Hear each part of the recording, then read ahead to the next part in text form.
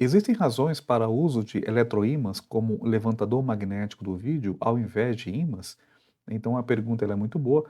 No vídeo, na questão anterior, se você não viu, está aqui no final aqui do vídeo, essa questão onde mostra aqui o vídeo. Os eletroímãs, eles são bons por isso, né? A gente pode controlar o campo magnético criado por eles, né? Então, ele está questionando se vale a pena ou não a gente usar esses eletroímãs no caso.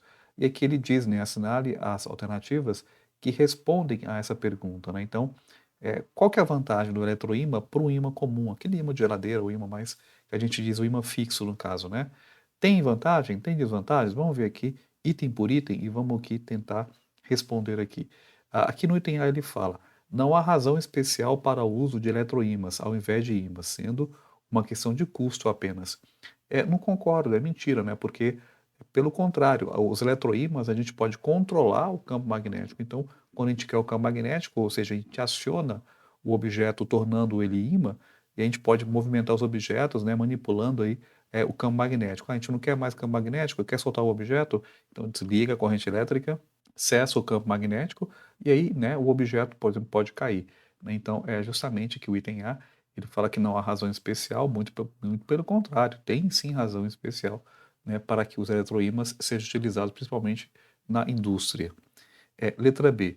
Ao contrário de um eletroímã, um ímã não pode perder o seu magnetismo próprio facilmente, não havendo maneira de soltar um objeto preso a ele. Correto?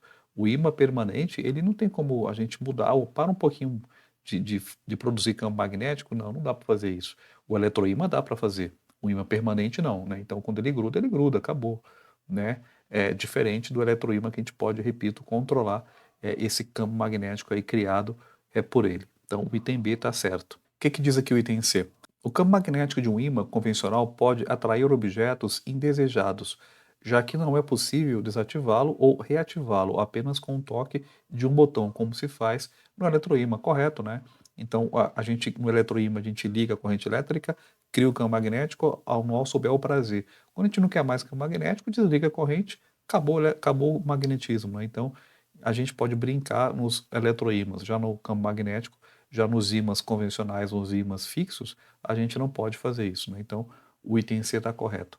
O que diz aqui o item D?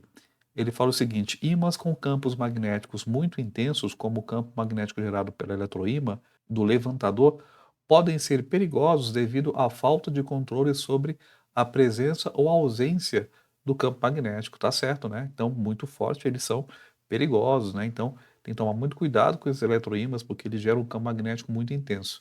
Então, a falta de controle pode provocar aí algum acidente ou algo do tipo, né? Então, o item D está certo. O que diz aqui o item E? Um ímã possui dois polos, podendo gerar repulsão nos objetos a serem levantados, algo que não existe em um eletroímã. Mentira, né?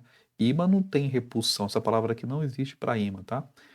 Ímãs, eles apenas têm polo norte e polo sul magnético, aonde o campo magnético entra no norte e morre no sul. Então, quando você pega um pedaço de ferro, ou coloca no polo norte ou no polo sul, ele vai grudar do mesmo jeito, né? Não vai ter repulsão.